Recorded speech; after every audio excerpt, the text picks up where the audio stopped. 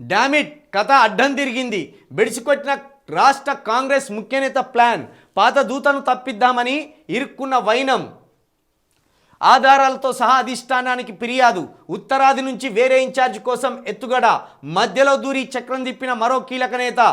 ఎత్తుల్ని పసిగట్టి ఆశల్ని తుంచేసిన అధిష్టానం. కొత్త దూతను పంపి షాక్ ఇచ్చిన నాయకత్వం. ఇక ముఖ్య నేత అంటే ఎవరు? రాష్ట్రాన్ని పాలించే నేతే ముఖ్య నేత. ఆఖరికి ముఖ్య నేత ప్లాన్లో వ్యూహంలో చిక్కుకునేది ఎవరు? చింతపండు చిక్కుకొని సస్పెండ్కు గురైండు. వీళ్ళు చాలా పెద్ద ప్లాన్ వేసిండ్రు. ఏం చేసిండ్రు వీళ్ళు? ఇకంచెల్లి డబ్బుల సంచులన్నీ అధిష్టానానికి మోస్తానమని ఒక కథ అల్లిండ్లు. కానీ డబ్బుల సంచులు అధిష్టానానికి అనుకున్న అంత రేంజ్లో మోయలేదట. ఇక్కడ వసూలు చేసిన డబ్బులు వీళ్ళే దోసుక తిన్నారట. అయితే ఈ ముఖ్య నేత ఏం చేసిండు? రాష్ట్రాన్ని పాలించే ముఖ్య నేత చింతపండును ఉసిగొల్పిండు. ఒకవైపు నువ్వు కులాల కొట్లాడ పెట్టాలి, ఒకవైపు అధిష్టానానికి నేను ఇది మోసుకపోతున్నా అది మోసుకపోతున్నా అని ఇక్కడ నేను బిల్డప్ కొట్టాలి, వీళ్ళందరినీ అలర్ట్ చేయాలి. ఎవడెక్కువ పైసలు ఇస్తే వానికే అధిష్టానం దగ్గర పేరు ఉంటుందని ఇక్కడ ఉన్న కాంగ్రెస్ లీడర్లను కన్ఫ్యూజ్ చేయాలి. దీని ద్వారా ఈ సమయం గడుస్తూ ఉంటుంది. మన రోజులు గడిచిపోతుంటే నా సీఎం కుర్చీ నాకు నెమ్మదిగా ఉంటుంది. ఈ కథ అంతా లేనన్నట్టు. కానీ ఈ కథను అధిష్టానం గుర్తించింది కొంతమంది నేతలతోటి. అదే రాసుకొచ్చే ప్రయత్నం చేసింది. అసలు ముఖ్య నేతకు సంబంధించి కుర్చీ కదలకుండా ఒక బ్రహ్మాండమైన కథ అల్లే ప్రయత్నం చేసిండు. అది ఏంది మరి చూద్దాం. వీళ్ళ అనాలిసిస్లో వీళ్ళు ఏం రాసుకొచ్చినో చూద్దాం. ఇది ముఖ్య నేత అంటే ఖచ్చితంగా రాష్ట్ర ముఖ్య నేత, ఇక దాంట్లో నో డౌట్. ఇదే డామిట్ కథ అడ్డం తిరిగింది. బెడిసికొట్టిన కాంగ్రెస్ పార్టీ రాష్ట్ర ముఖ్య నేత ప్లాన్. పాత దూతను తప్పిద్దామని నమ్మించి వంచే వ్యూహం. ఏది? ఇప్పుడు గతంలో పోయిన దీపా మున్షిని తప్పించి తమకు సంబంధించిన దూతను తీసుకొచ్చి, అంటే తమ చెప్పు చేతుల్లో ఉండే ఒక వ్యక్తిని ఇన్ఛార్జిగా ఇక్కడ పెట్టించుకొని ఆమె ద్వారా ఇంకా రాష్ట్రాన్ని అల్లకల్లోలం చేద్దామని రాష్ట్ర ముఖ్య నేత ప్లాన్ చేసిండు. పాత దూతను తప్పిద్దామని నమ్మించి వంచే వ్యూహం. ఆధారాలతో సహా పార్టీ అధిష్టానానికి ఫిర్యాదులు. ఉత్తరాది నుంచి అనుకూల కొత్త దూత కోసం ఎత్తుగడ. మధ్యలో దూరి చక్రం తిప్పిన రాష్ట్రంలోని మరో కీలక నేత. రాష్ట్రానికి కొత్త దూతను కొని తెచ్చుకున్న పరిణామం. వీళ్ళు డబ్బులు ఇచ్చి ఒకరిని తెచ్చుకుందాం అనుకున్నారు. కానీ వీళ్ళకు మేకైనట్టు వీళ్ళ కంతకు షూట్ పెట్టినట్టు ఒక షూటర్ని దింపిండ్రు. ఇక్కడ పాత దూతను తప్పించి నచ్చిన నేతకు బాధ్యతలు ఇప్పించుకుందామని రాష్ట్ర కాంగ్రెస్ ఊహకర్త ముఖ్య నేత వేసిన ఎత్తులు బెడిచికొట్టినట్టు కాంగ్రెస్ శ్రేణుల్లో ప్రచారం జరుగుతుంది. కొత్త దూతను గుప్పిట్లో పెట్టుకొని రాష్ట్రాన్ని ఏకఛత్రాధిపత్యంగా ఏలుదామనుకున్న వారి ఆశలను అధిష్టానం తుంచివేసినట్టు చర్చ జరుగుతున్నది. అత్యాశకు పోతే మొదటికే మోసం వచ్చిందని, అదే కొండ నాలికకు మందెత్తే ఉన్న నాలిక ఊడినట్టు అయింది. ఇప్పుడు వచ్చిందని కొత్త దూత రూపంలో వచ్చిన నేత ఎప్పుడు ఏ ఉపద్రవం తీసుకొస్తుందో, ఢిల్లీకి ఏం నివేదికలు పంపిస్తుందోనని వలస కాంగ్రెస్ వర్గం నేతలు ఆందోళనలో ఉన్నట్టు సమాచారం. ఆ ముఖ్య నేత అవినీతికి దారి తప్పిన పాలనకు చెక్కు పెట్టడానికే కొత్త దూత రాష్ట్రానికి వచ్చినట్టు రాష్ట్ర కాంగ్రెస్ శ్రేణుల్లో చర్చ జరుగుతుంది. పాత దూతను బుట్టలో వేసుకున్న ఆ ముఖ్య నేత ఏడాది కాలం పాటు రాష్ట్రంలో పార్టీని ప్రభుత్వాన్ని భ్రష్టు పట్టించినట్టు ఏఐసిసి గుర్తించిందని సమాచారం. చూడు, ఏడాది పాటు రాష్ట్రాన్ని కాంగ్రెస్ పార్టీని రెండింటిని నాశనం చేసిందనే సమాచారం హైకమాండ్కు మోసుకపోయింది. సమాచారం. భారీ ఎత్తున అవినీతికి పలపాడుతూ అక్రమ వసూళ్లు చేస్తున్నారని, పైగా ఈ నగదును ఢిల్లీ అధిష్టానానికే పంపిస్తున్నట్టు పలువురి వద్ద బహిరంగానే ప్రస్తావించినట్టు సీనియర్ కాంగ్రెస్ నేతలు ఆధారాలతో సహా ఫిర్యాదులు చేసినట్టు తెలిసింది. అధిష్టానం విచారణ ఆదేశాలను అడ్డం పెట్టుకొని పాత దూత ముఖ్య నేత పట్టు సాధించడానికి ప్రయత్నించినట్టు పార్టీ శ్రేణులు చెబుతున్నాయి. తానే సొంతంగా దుకాణం తెరిచి పైరవీలు మొదలుపెట్టినట్టు, కాంట్రాక్ట్ బిల్లులు మొదలు మంత్రివర్గ విస్తరణ ఆశావాహుల వరకు అన్ని తానే నడిపించినట్టు కాంగ్రెస్ శ్రేణుల్లో చర్చ జరుగుతున్నది.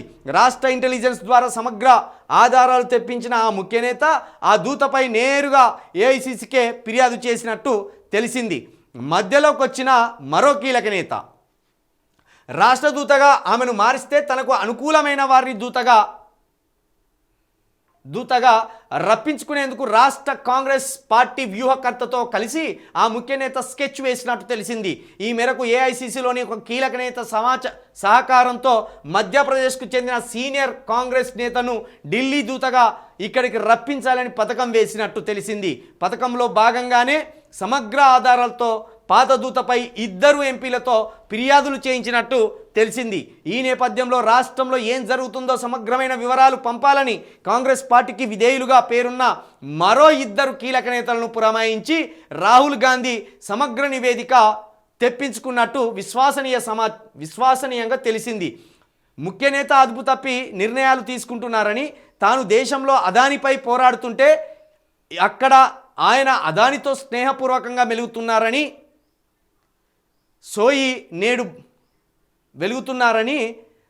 నేడు బంధువుల పెళ్లిలకని చెప్పి అదాని కొడుకు పెళ్లికే వెళ్లారని, రాష్ట్రంలో గ్రూప్ రాజకీయాలతో పార్టీ భ్రష్టు పట్టిందని, పాలన అదుపు తప్పిందని నివేదిక ఇచ్చినట్టు తెలిసింది. అధిష్టానం పట్టించుకోకపోతే రాష్ట్రంలో పార్టీ ప్రమాదంలో పడనుందని, పార్టీని నిండా ముంచి తన అనుచరులతో కలిసి బీజేపీలోకి జంప్ అయినా ఆశ్చర్యపడవలసిన అవసరం లేదని రాహుల్ గాంధీ మనసు తెలిసిన ఆ కీలక నేత ఉప్పందించినట్టు తెలిసింది. పాత దూత సన్నిహితుడిపైనే తొలివేటు, చూసినలా చింతపండుపైనే తొలివేటు. రాష్ట్ర కాంగ్రెస్ వ్యవహారం తెలిసి కంగారు పడిన రాహుల్ గాంధీ పాత దూతను తొలగించి తన అంతరంగిక బృందంలోని కీలక సభ్యురాలైన మీనాక్షి నటరాజన్కు బాధ్యతలు అప్పగించినట్టు కాంగ్రెస్ నేతలు చెప్తున్నారు. నెల రోజులుగా ఢిల్లీ నుంచి రాష్ట్రాన్ని క్షుణ్ణంగా పరిశీలించిన ఆమె కొన్ని మార్పులు అనివార్యమని ఏఐసిసికి సూచించినట్టు తెలిసింది. అందులో భాగంగానే ఆమె పాత దూతకు అత్యంత సన్నిహితంగా మెలిగిన ఎమ్మెల్సీపై తొలివేటు వేసినట్టు ప్రచారం జరిగింది. తన ఎమ్మెల్సీ ఎన్నికల సమయంలో సదరు వ్యక్తికి టికెట్ ఇవ్వొద్దని కాంగ్రెస్ నేతలు పట్టుబట్టినట్టు తెలిసింది.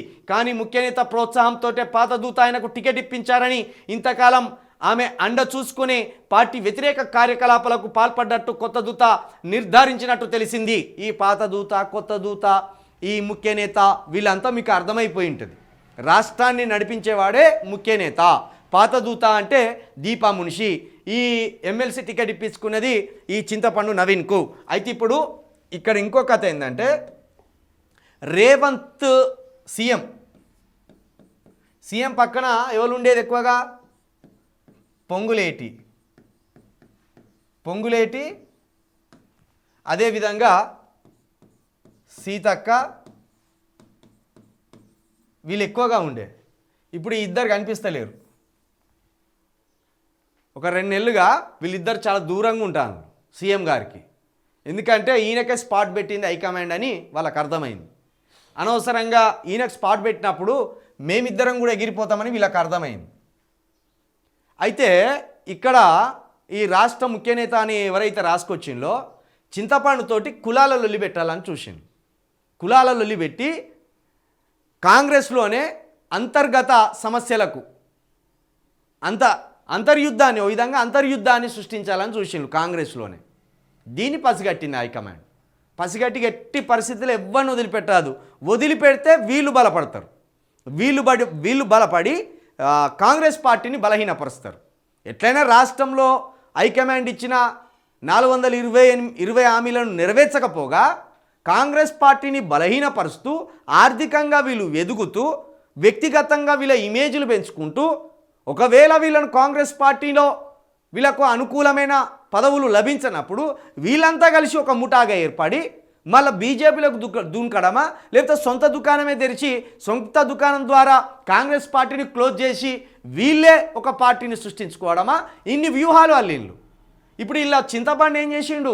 ఆయనో దుకాణం తెరిచి ఎవరైనా భూ పంచాయతీలకు వస్తే ఒక్క సెటిల్మెంట్కి ₹1,00,00,000.